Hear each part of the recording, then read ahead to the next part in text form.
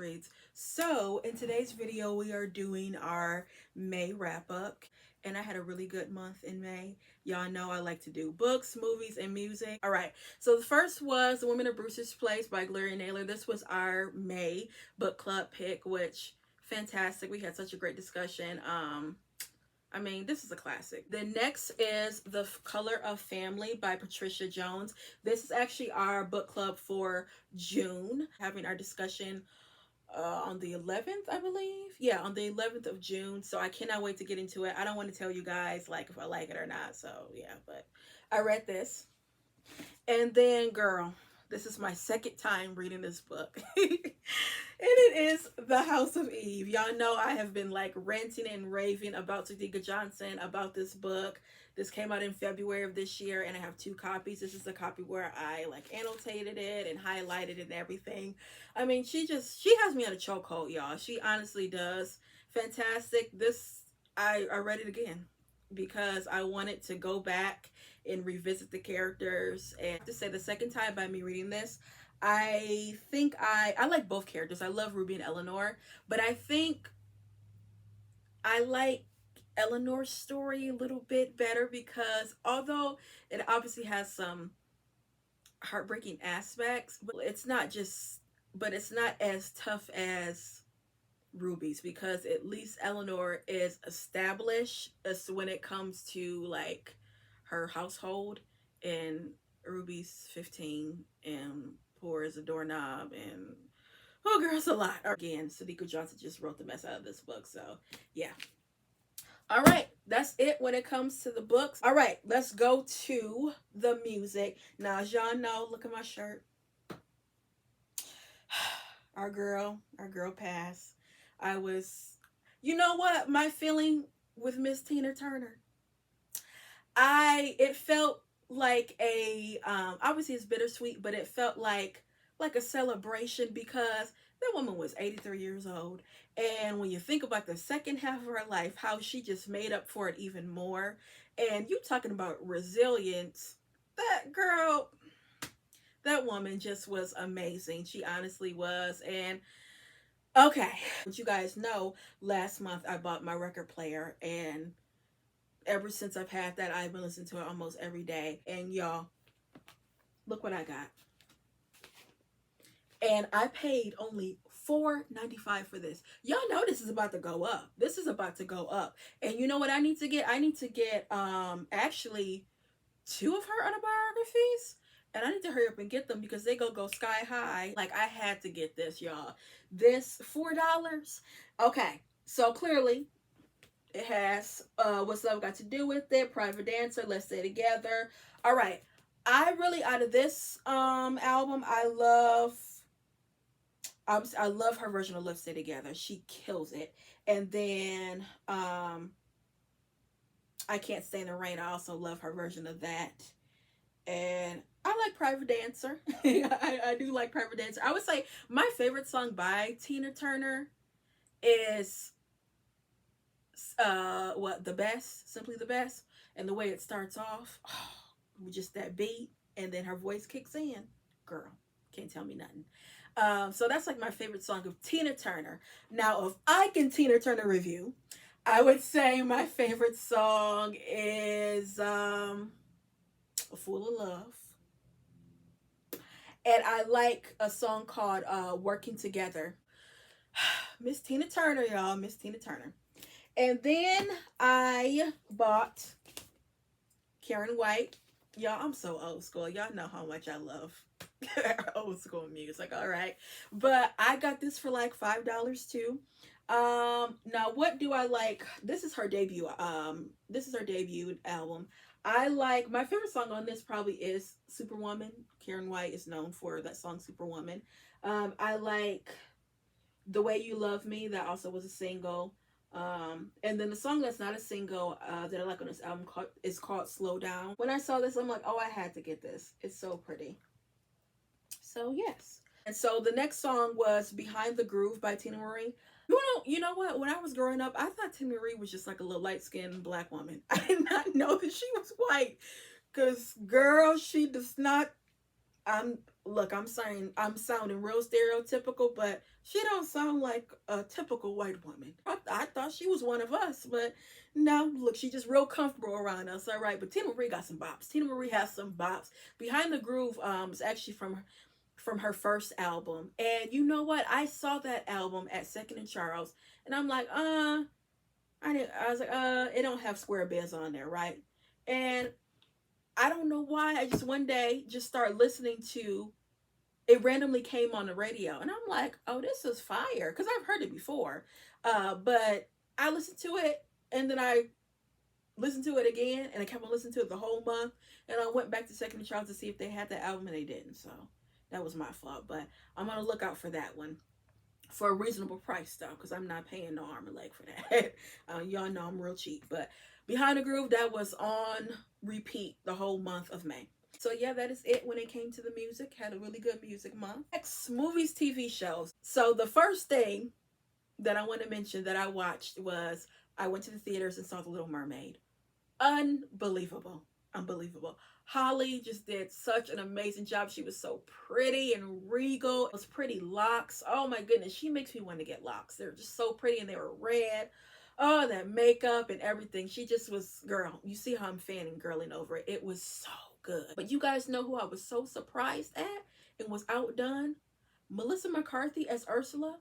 Oh, she did that. She embodied that character like nobody's business. The thing I love about this movie when it comes to the storyline and also when it comes to the music, they stuck to the original, but they also made it their own. So yeah, that movie is fantastic. And I will be getting the album.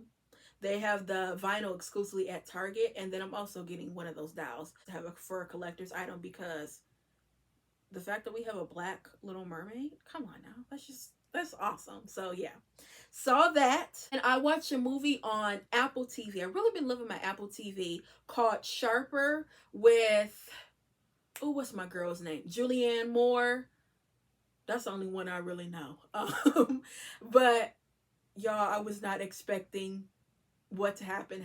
It's so good. So you have a young man who comes from family. His father is like really wealthy, and he is dating and eventually gets married to a woman, Julianne Moore, who basically, you already know what she wants him for. She wants him because he's like filthy rich. And then he ends up dying, and she basically gets everything. But then the young man, he has like a strange relationship with his father. Like, they live together, but he's so disappointed like in his son. He thinks his son is just like weak and all that. So yeah. And his son meets a young lady and like just falls in love, but she just disappears.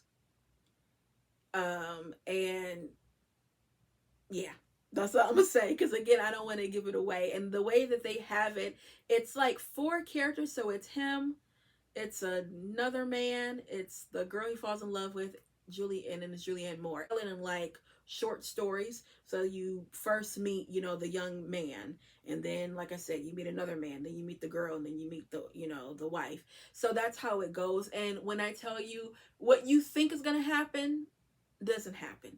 I was on the edge of my seat. And it's called Sharper. So good. Okay. Then I watched I watched Daria. You guys remember Daria? Used to come on MTV back in the 90s. I watched it was actually their movies. These were 2 movies. It is Daria Is It College Yet? And they have all, I believe they're all graduated. Jane and all of them, and they're heading to, college. But I was cracking up because you guys know the character Brittany and Kevin, the football player and the cheerleader. Well, Brittany actually was going to college. Look, Brittany did her lesson, but Kevin did not graduate from high school, which it wasn't like a shock, but it's like, dang, Kevin. One of the scenes, she's like, oh, because you know how you talk. You'd be like, hey, babe.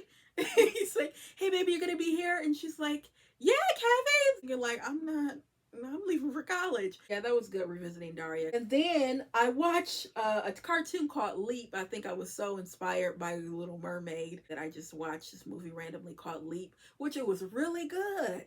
So Leap is a little cartoon, 3D cartoon, and you have a girl, what's that girl's name? Felisa or something like that. And she is an orphan, and her dream is to be a ballerina. And she basically escapes from the orphanage and goes to Paris with like one of her best friends. And you see, and she like gets into this school, but she does something to get into it. But it was such a cute movie. I loved it. And then lastly, I watched a TV show, which is Unprisoned, and that's on Hulu, and that's with Kerry Washington and, oh, what's the man's name? Is it Delroy? Y'all know the man. He was in Crooklyn. I'll put a picture up. Um, that was so good. Y'all know I'm a fan of Kerry Washington. And their chemistry was unbelievable. Like, you literally felt like they were like daughter and father. They were. It was just so good. So you have the main character, Paige. Paige is a licensed family therapist, and she also is like a blogger. And her father, oh, I forget the man's name, but he has been in prison basically like all her life, you know.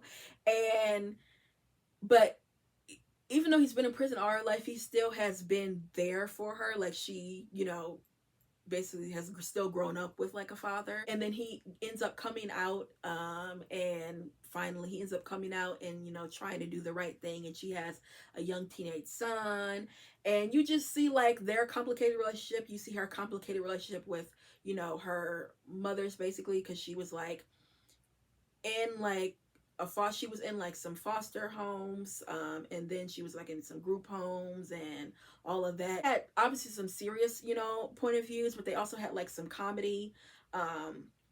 They talked about race and everything. One thing I really loved about that series is when it talks about black men that have been like in the prison system, you know, when they come out and they're trying to do right, you know what I mean, they're trying to get, like I said, acclimated with, you know, society and things like that, but they make it so difficult for them to get jobs. And they hold back. They always have their past, you know, above their heads, and like they're gonna remind you what you did in the past. And it was one particular scene, he had to go back to the South to get a birth certificate because he wants to get his license. And they just made that so impossible for that man to get his birth certificate. He just, like, the way that they do, you know, ex-prisoners, it's just it can be heartbreaking. And especially, like I said, when you have a person that has really learned from their, you know, has learned from their consequences, has learned from their past, and they really want to do right, and they are doing right, but they just make it hard. Yeah, so it tackles that, which I really did, you know, like. And like I said, I mean, you have two heavy hitters, so that was a really good series. So yeah, guys, that's all I have for you when it comes to my monthly wrap up of May. I had a really good month in May, clearly, as you can see with the movies and TV shows. I tore it up this month. Yeah, guys, that's all I have for you, and I'll be back with more black books. Bye.